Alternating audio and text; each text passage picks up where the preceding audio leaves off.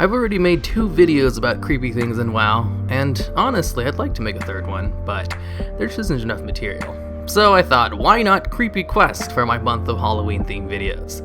With a little help from a fan in Reddit, I was able to put together a list of 10 creepy quests that don't include quests I've already covered in my other videos. Well, kinda. Number 10, the Eye of Paleth. This little quest chain starts off innocently enough. You talk to first mate Fitzsimmons, who's right outside the inn in the wetlands, who tells you to fetch his beer, after which he'll tell you this little story. I am the sole survivor of the ill-fated Third Fleet of Kul Tiras, wrecked off the coast to the north. On one of our ships was hidden a great and terrible treasure, and the eerie power of it keeps the souls of my brothers trapped within the ship's rotting hulls. I'm haunted by them day and night. First mate Snelling calls for me. He's supposed to be dead. Please, look for him near the shipwrecks, and just tell him to leave me alone. He'll then embark on a series of quests that involve killing the ghosts on the ship and retrieving the cursed treasure at the bottom of a wrecked ship.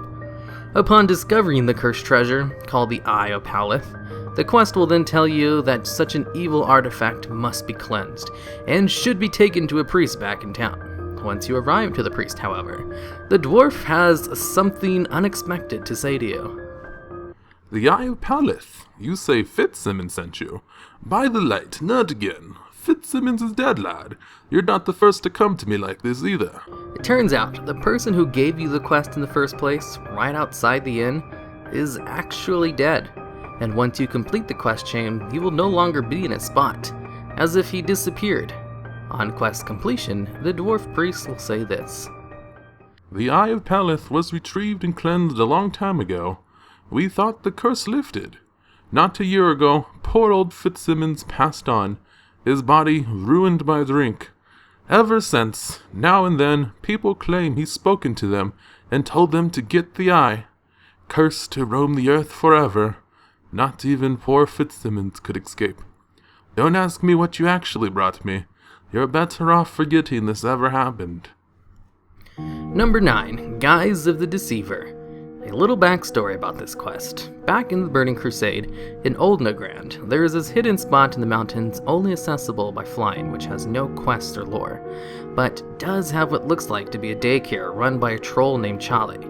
Since there's a cage behind the hut with a small skeleton and a doghouse with rotting meat inside, it was always a very creepy hidden thing in WoW, and spawned lots of fan theories that Charlie was actually a cannibal eating the children.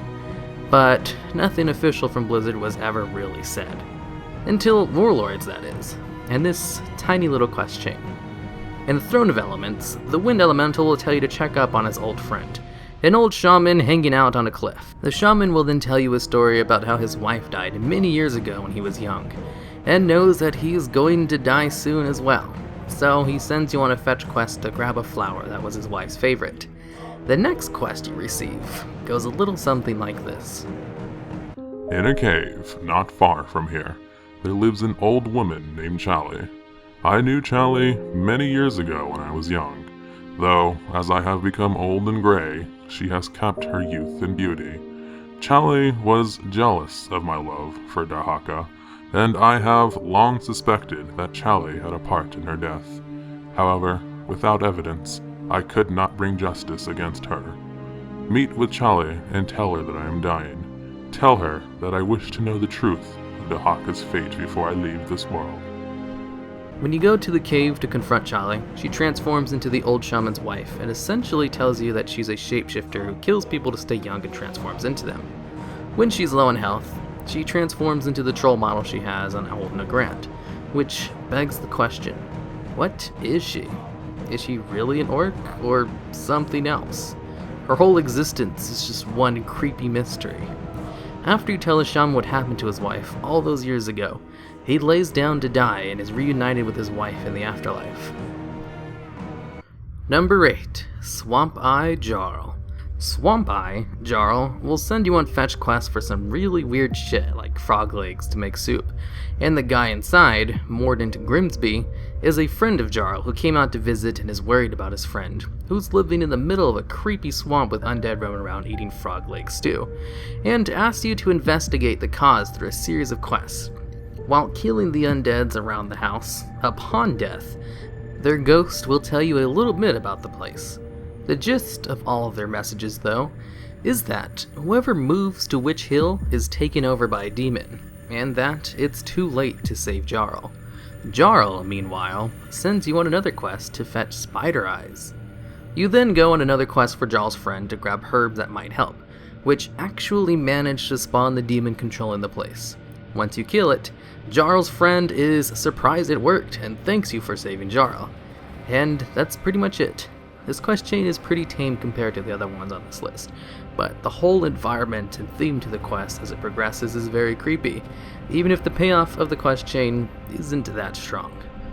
Number 7. The Yorgen Worgen. The quest starts off with you sent to investigate a pile of dirt one of the wild worgen in the area was poking through. Once you reach said pile of dirt and investigate, a worgen jumps out of nowhere, stunning you, then running away. You then go back and tell them what happened, and you're sent to an alchemist who has a potion that might be able to help bring the worgen back to sanity. He then tells you to go give the potion to said ravaged worgen. When out looking for him, he'll jump out and attack you from nowhere just like last time. Once you give him the potion, you take him back to town, where this little scene plays out. Here we go. It's working. Hold him still, Jitters. I can't. Jitters. Damn it, Jitters. I said hold. Jitters? I remember now. It's all your fault. You brought the worgen to Duskwood. You led the Dark Riders to my farm and hid while they murdered my family. Every speck of suffering in my life is your pathetic fault. I should kill you. Letting him go is the only thing that's going to separate you from the beast now, my friend. You've got a lot to make up for, Jitters. I won't give you the easy way out. Back in vanilla, there was a quest giver called Sven Yorgen, the worgen from this quest chain. He and his family once owned the Yorgen farmstead, but whilst he was out one day, Dark Riders appeared looking for the Scythe of Elend and killed his wife and children. Sven was seeking to find the identity of a shadowy figure he spotted at his farm, which turns out to be Jitters.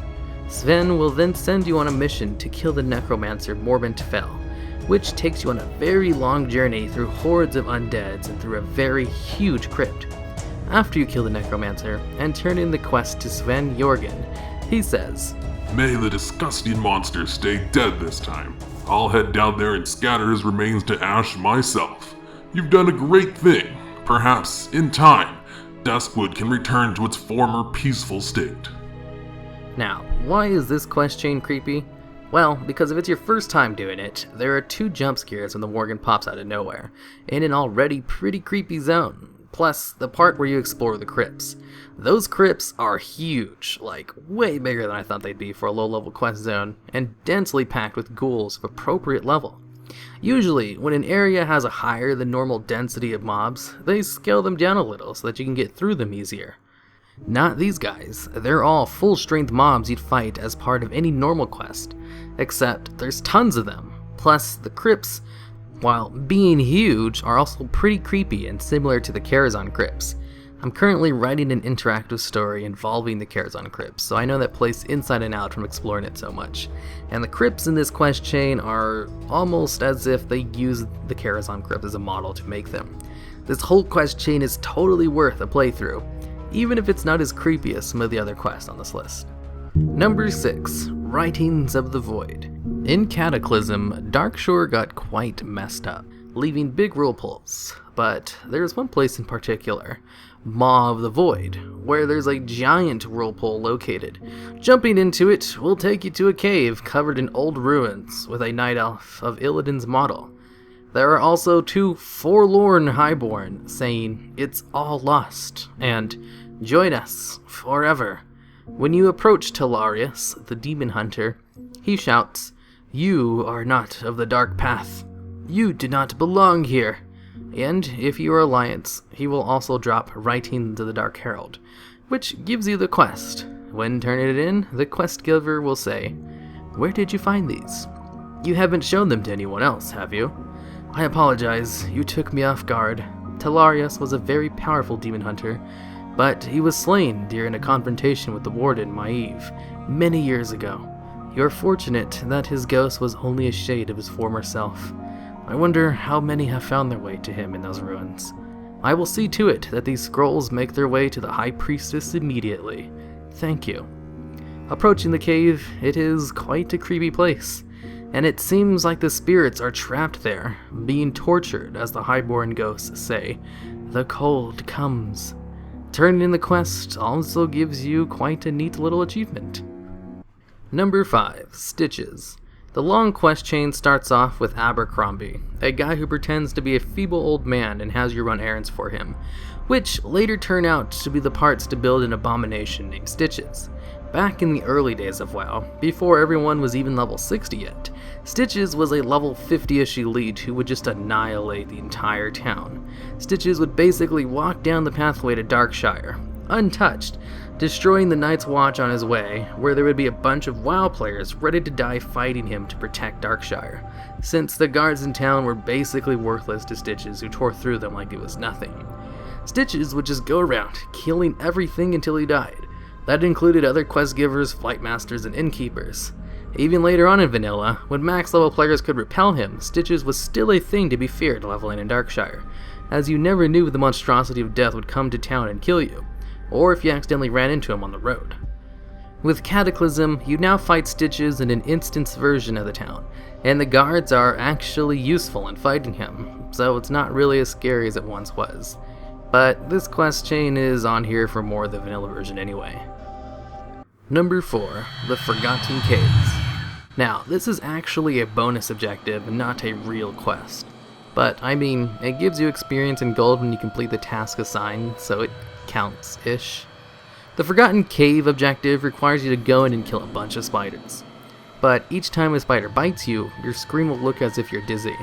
And once you reach 10 stacks of the poison, you go insane, and delusional ghosts will pop out and attack you randomly. And did I mention this place is crawling with a crap ton of spiders and webs?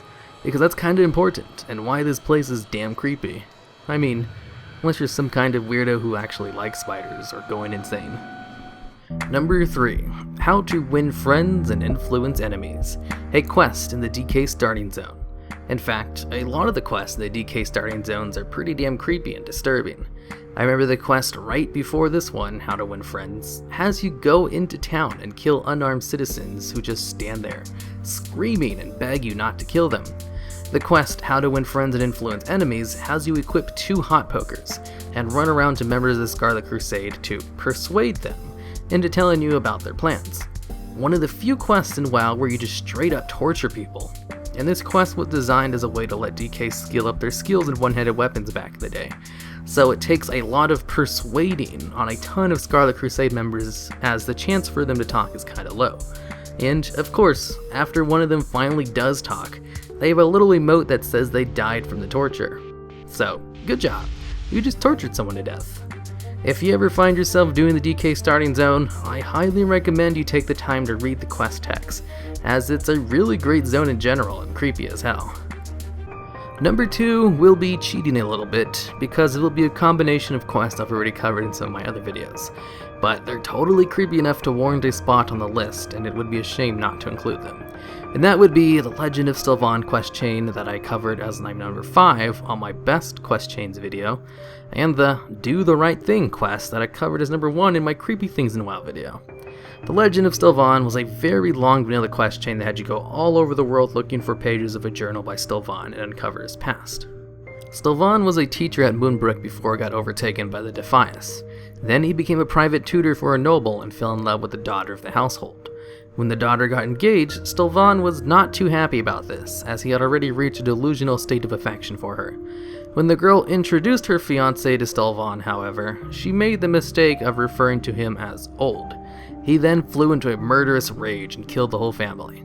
In the quest chain's conclusion, you are asked to kill the undead Stalvin to put an end to him. A shortened version of the quest chain still exists in-game in Darkshire, with a few things changed and Worgen added in for some reason, but it's still pretty faithful to the old version, so I highly recommend checking it out. The Do the Right Thing quest takes place in the Sludge Fields, where one of Sylvanas' agents went rogue and started doing all kinds of crazy experiments. In this quest, you are given a shovel and told to do the right thing with the field of humans buried up to their necks. You can either bash their heads in, or dig them out. Both options give you credit to the quest.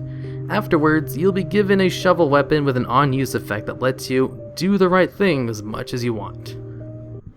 And number 1, Wrath of the Lich King. I shit you not, that's the name of this quest. This quest is more of a dungeon boss than a quest, but it has a quest associated to it, so it counts in my books.